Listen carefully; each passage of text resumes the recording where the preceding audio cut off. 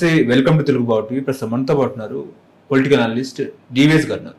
Sir నమస్తే sir, YS Vivekananda Reddy హత్య కేసులో అప్రూవర్ గా మారిన దశగిరి భార్యని కొంతమంది బెదిరిస్తున్నారని చెప్పేసి ఒక వీడియో రిలీజ్ చేసింది ఆమె. ఈ సంవత్సరం అంటే ఈ ఏడాదిన చివరిన నా భర్తను హత్య చేస్తారన్న కూడా ఆమె మాటలు. అసలు ఏంటి సార్, అంటే వివేకానంద రెడ్డి హత్య కేసులో వరుసగా సాక్షులు చనిపోతున్నారు. అసలు ఎందుకు చనిపోతున్నారో కూడా అర్థం కాని పరిస్థితి. రంగన్న కూడా చనిపోయినారు. అసలు ఏంటి సార్, అసలు ఇందులో ఏం జరుగుతుంది, అసలు న్యాయం దక్కుతుందా లేదా అంటే ఏం చెప్తారు?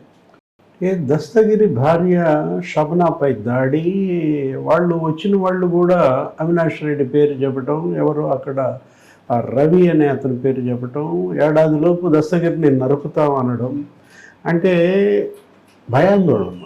ఇవాళ పులివెందుల్లో ఈ కడప మన వివేకానంద రెడ్డి హత్య కేసుకు సంబంధించి సిబిఐకి వాంగ్మూలం ఇచ్చిన వాళ్ళు 248 మంది ఉన్నారు. నిందితులు ఒక 8 మంది ఉన్నారు. 256 మందిలో 6 చనిపోయారు.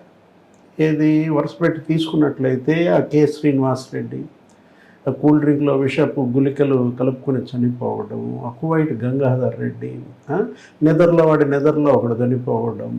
అసలు వాళ్ళు గతంలో సిబిఐకి వాంగ్మూలం ఇచ్చి దేవిరెడ్డి శివశంకర్ రెడ్డి ఈ కేసుని మా మీద వేసుకుంటే 10 కోట్లు ఇస్తానని ఆఫర్ ఇచ్చినట్టుగా మరుసటి రోజే మరి అది అడ్డం జరగడం, సిబిఐకి ఇచ్చిన వాంగ్మూలానికి చనిపోవడం, అనుమానాస్పద మరణాలు గొలుసుకట్టుగా జరుగుతున్న నేపథ్యంలో నీకు అసలు జగన్మోహన్ రెడ్డి గారి మామగారు ఏది ఆ భారతీ మేడం తండ్రి ఆ కట్లు కట్టడం, డెడ్ బాడీ అదంతా తుడిచేసేయటము, దానికి ఆ నర్సులు వాళ్ళంతా కూడా ఆయన హాస్పిటల్ నుంచి వచ్చి చేశారని, ఈ హంతకులు కూడా వెళ్ళి ఆయన హాస్పిటల్లో అవన్నీ కడుక్కున్నారు, చొక్కాలు మార్చుకున్న దీంట్లో ఆ సిబిఐ ఇచ్చిన ఛార్జ్షీట్లో వాస్తవాలు గంగిరెడ్డి అనుమానాస్పద మృతి, ఆయన ఏంటి కరోనా వచ్చి చనిపోవడం, ఇక్కడ అపోలో హాస్పిటల్లో ఆయన వైద్యుడు, అదే అసలు ఆయన అంటే ఏజ్ అనుకోవచ్చు, ఆ 36 ఏళ్ల వయస్సుకే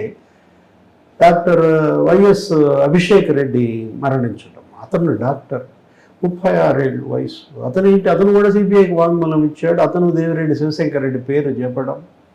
ఇక లేటెస్ట్గా రంగన్న ఏది వాచ్మెన్ మృతి చెందడం, ఆయనది అసలు స్లో పాయిజన్ అంటున్నారు, ఏది రంగన్నది.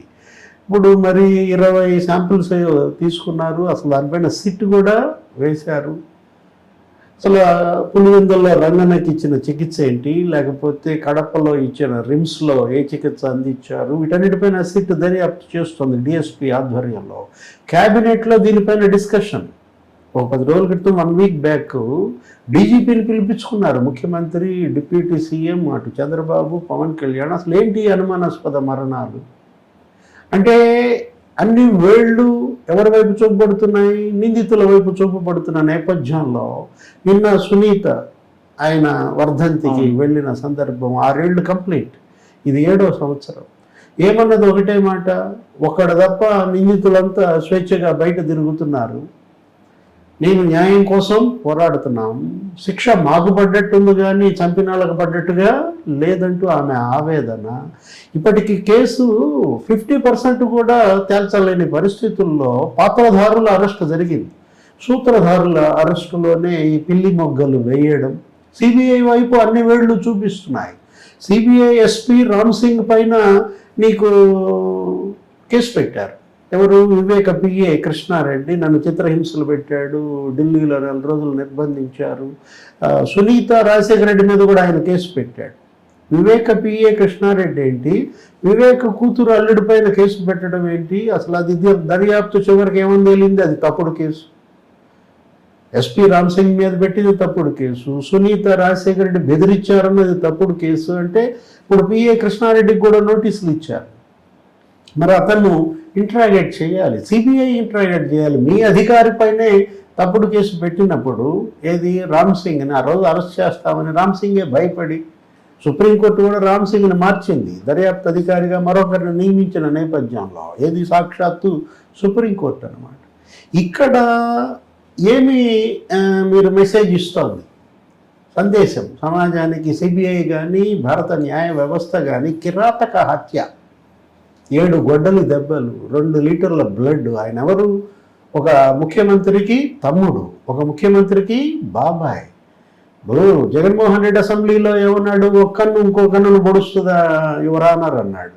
అంటే మరి అదే జరిగింది, ఒక కన్నును ఇంకో కన్ను పొడిచింది అని చెప్పి మరి సిబిఐ నిర్ధారించి కదా భాస్కర్ రెడ్డిని అవినాష్ రెడ్డిని అరెస్ట్ చేశారు. అంటే భాస్కర్ రెడ్డిని అరెస్ట్ చేసి జైల్లో పెట్టారు, అవినాష్ రెడ్డినేమో టెక్నికల్గా అరెస్ట్ చూపించి బెయిల్పై విడుదల చేసిన పరిస్థితి. అసలు అతను అరెస్ట్ చేయడానికి కర్నూలు వెళ్తే అతనేంటి మొత్తం చుట్టూతో హాస్పిటల్ అమ్మని చేర్చి అతను వాళ్ళందరినీ కాపలా రాసుకుని 3 రోజులు సిబిఐ అరెస్ట్ చేయకుండా వెనక్కి వచ్చిన పరిస్థితుల్లో ఇప్పుడు హంతకులకు అధికారం దూరం కావాలి అని అటు సునీత, షర్మిల మొత్తం ఓట్లు అడిగారు. వీళ్ళు హంతకుడికి టికెట్ ఇచ్చారు. విజయమ్మ కూడా ఆడియో రిలీజ్ చేసింది అమెరికా నుంచి, ఏమని మరి అవినాష్ రెడ్డిని ఓడించమని, షర్మిలను గెలిపించమని. ప్రజలు కూడా పాక్షికంగానే న్యాయం చేశారు షర్మిలకు, సునీతకు. ఏంటి, జగన్మోహన్ రెడ్డిని ఓడించారు కానీ అవినాష్ రెడ్డిని ఎంపీగా గెలిపించారు. అంటే సునీతకి ప్రజాకోర్టు కూడా పాక్షిక న్యాయమే చేసిన నేపథ్యంలో ఆమె పోరాటం కొనసాగుతూనే ఉంది. ఆమె ఒకటే అన్నారు, ఏంటి, నా పోరాటం నాకు న్యాయం జరగటమే కాదు, ఇలాంటి కిరాతక హత్య మళ్ళా జరగకూడదు, హంతకులకు నీకు గుణపాఠం చెప్పాలి, టు ఇంప్రూవ్ ద సిస్టమ్ అని. ఏంటి, వ్యవస్థని ఇంప్రూవ్ చేయాలి, సిబిఐ పనితీరు మెరుగుపడాలి, పోలీస్ పనితీరు మెరుగుపడాలి, జ్యుడిషియరీ పనితీరు మెరుగుపడాలన్నమాట.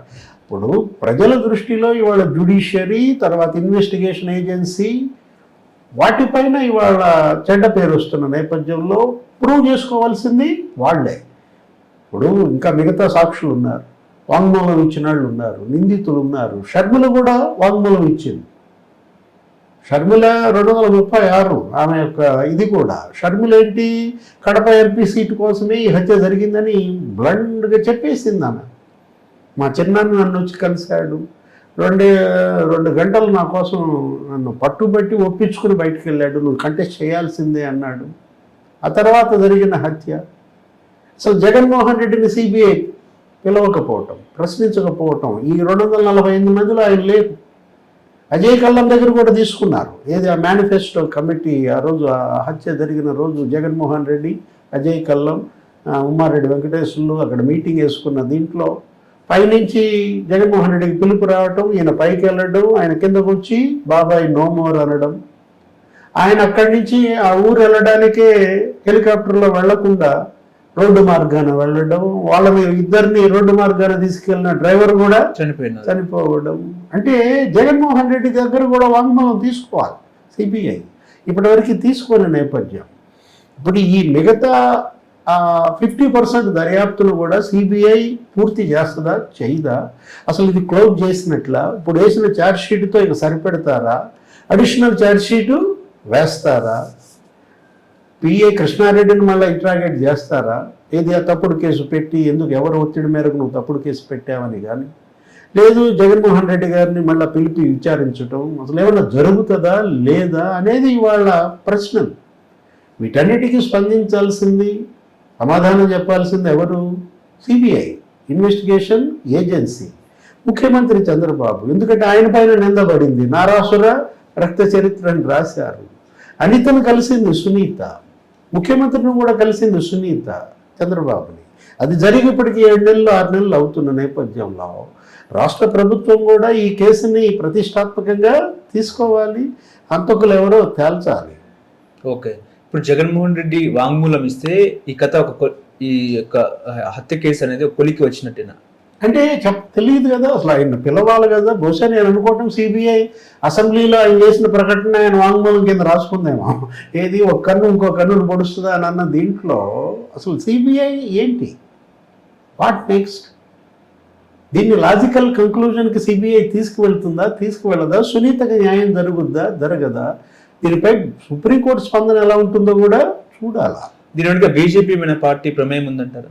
అంటే సెంట్రల్లో ఉంది కాబట్టి అంటే తెలియదు ఏది దీనిలో వాస్తవాలు అనేక రకాల ప్రచారాలు సోషల్ మీడియాలో కథనాలు రకరకాలుగా వస్తుంటాయి. జగన్మోహన్ రెడ్డి ఏదో బీజేపీని అడిగినట్లు, బీజేపీ మరి ఆయన భద్రత కోసం అప్పట్లో రాజ్యసభ సభ్యుల కోసమో లేకపోతే బలం కోసమో ఇచ్చిపుచ్చుకున్న దీంట్లో అదే కదా జగన్మోహన్ రెడ్డి మీద చెడ్డ పేరు, తనపై కేసులు జాప్యం చేసుకోవటం కోసం, తన తమ్ముడిపై ఈ కేసు నీరుగార్చడం కోసం బీజేపీకి మద్దతు ఇచ్చాడు. ఆ 5 ఏళ్ళు బీజేపీ ఏది చెప్పినా బలపరిచాడు. అన్ని బిల్లులు ఆయన వైఎస్ఆర్ కాంగ్రెస్ పార్టీ ఎంపీలు 33 మంది ఉన్న వాళ్ళేంటి రాష్ట్రం కోసం కానీ పోలవరం, అమరావతి దేనికి నిధులు తీసుకురాని పరిస్థితుల్లో విశాఖ స్టీల్ ప్లాంట్ ప్రైవేటీకరణ విషయం అంటే రాష్ట్రం ప్రజలు వాళ్ళ యొక్క నిధులు అభివృద్ధి వదిలేసి ఈ కేసుల కోసమే ఆయన అధికారాన్ని వాడుకున్నారని అదే కదా చెప్పింది. హంతకులే అధికారంలో ఉన్నారు అని ప్రచారం చేశారు కదా సునీత, షర్మిల. అధికారం హంతకులకు దూరం చేయాలి అని అడిగారు కదా. అంటే ఎవరు హంతకులు? వీళ్ళు కనపడుతోంది కదా మనకి. అవినాష్ రెడ్డి ప్రమేయం, జగన్మోహన్ రెడ్డి ప్రమేయం తేల్చాల్సింది కేంద్ర ప్రభుత్వ పెద్దలు. ఇప్పుడు ఇందులో విజయసాయి రెడ్డి ఏమన్నారంటే ఇది గుండెపోటు అని చెప్పి దీనిపైన విజయసాయి రెడ్డిని కూడా ప్రశ్నించాలి. ఎందుకంటే ఆయన ఇంతవరకు సిబిఐ ప్రశ్నించలేదు. గుండెపోటు అని ఆయన చెప్పింది ఆయనే. ఇప్పుడు నిన్న కూడా మీరు అన్నారు మాట్లాడుతూ నాకేం తెలుసు గుండెపోటు అనేది. నేను అవినాష్ రెడ్డికి ఫోన్ చేశాను. అవినాష్ రెడ్డి మీరు ఆ పక్కన ఉన్నాడో చెప్పాడు గుండెపోటు అని. అక్కడ ఉన్నా అక్కడి నుంచి వచ్చిన సమాచారం అన్నప్పుడు అవినాష్ రెడ్డిని ప్రశ్నించాలి, మళ్ళా విజయసాయి రెడ్డిని ప్రశ్నించాలి. ఏది అసలు గుండెపోటు అన్నది ఎవరు, ఎందుకు, అసలు ఈ ఆధారాలు మాఫీ చేయడంలో అవినాష్ రెడ్డి, శివశంకర్ రెడ్డి వాళ్ళ పాత్ర స్పష్టంగా కనపడుతోంది. ఆ రక్తం చుక్కలు, ఆ మడుగు తొలగించటం, ఈ బ్యాండేజీలు కట్టడం, దీన్ని వదిలేయకూడదు. ఎందుకంటే ఇది చాలా సీరియస్ అఫెన్స్. ఇది ఒక బ్రూటల్ మర్డరే కాదు, ఒకటి చంపటం, రెండవది అసలు దాన్ని గుండెపోటుగా చిత్రించి అసలు అది హత్య కాదన్నట్టుగా చిత్రించే హంతకుల యొక్క ఆ బరి తెగింపు భవిష్యత్తులో ఇలాంటివి మళ్ళీ జరగకుండా అడ్డుకట్టబడాలంటే కఠిన శిక్షలు పడాలి. ఇప్పుడు ఇందులో విజయసాయి రెడ్డి అప్రూవ్గా మారితే ఏంటి సార్ పరిస్థితి? అప్రూవర్గా మారితే విజయసాయి రెడ్డి తెలీదు. ఇన్ ద మీన్ టైం దొరుకుతాయి. మరి ఇప్పటికీ ఆయన విజయసాయి రెడ్డి అనేక బాంబులు వేశారు వరుస పెట్టి. ఏది జగన్మోహన్ రెడ్డికి ఏమీ తెలియదు అంటేనే ఒక 3 చోట్ల ఇరికిచ్చి పారేశారు. గుండెపోటు అనే విషయం అవినాష్ రెడ్డి నాకు చెప్పాడు అన్నట్టుగా అవినాష్ రెడ్డిని ఇరికిచ్చాడు. కాకినాడ పోర్టు, కాకినాడ సజ్జు, అందులో కర్త కర్మ క్రియ విక్రాంత్ రెడ్డి అని చెప్పడం ద్వారా సుబ్బారెడ్డిని అక్కడ ఇరికిచ్చాడు. అంటే జగన్మోహన్ రెడ్డికి ఏం తెలియదు అంటాడు మళ్ళా. ఆ తర్వాత అసలు నేను మెట్లు దిగి కొంతమంది ఆ మెట్లు ఎక్కినాళ్లే జగన్మోహన్ రెడ్డిని తప్పుదారి పట్టించారు అని చెప్పి సజ్జల రామకృష్ణారెడ్డిని ఫిక్స్ చేసిన నేపథ్యంలో అంటే ఏంటి విజయసాయి రెడ్డి ఏం చేయబోతున్నాడు? టార్గెట్ జగన్మోహన్ రెడ్డి మీద అటాక్కి అతను సిద్ధం కాబోయే ముందు జగన్ చుట్టూ ఉన్న బలగాల మీద బాంబులు వేసాడా? ఏది సజ్జల మీద, వైవి సుబ్బారెడ్డి మీద, అవినాష్ రెడ్డి మీద. అంటే రాజును కొట్టబోయే ముందు బలగం మీద దాడి జరిగినట్టుగానే మనం చూడాలా. రేపు ఇంకా ఏం చేయబోతాడు, ఇంకా ఏ ట్వీట్ ఇవ్వబోతున్నాడు, లేదు అసలు ఆయన సిబిఐఏ కాదు, సిఐడిఏ కాదు, అసలు అతనే పిలుస్తున్నాడు ఎప్పుడు రమ్మంటారు మీ దగ్గరికి అని. గుంటూరు సిఐడి కార్యాలయానికి వెళ్ళినప్పుడు కూడా వాళ్ళు పలానా రోజు రమ్మని చెప్పకముందే నన్ను మళ్ళీ ఎప్పుడు రమ్మంటారు అని ఆయన అడిగాడంటే అన్నీ చెప్పడానికి ఆయన సిద్ధంగా ఉన్నాడు, అప్రూవర్గా మారడానికి సిద్ధంగా ఉన్నాడు అంటే మనకి మెసేజ్ వెళ్తాం.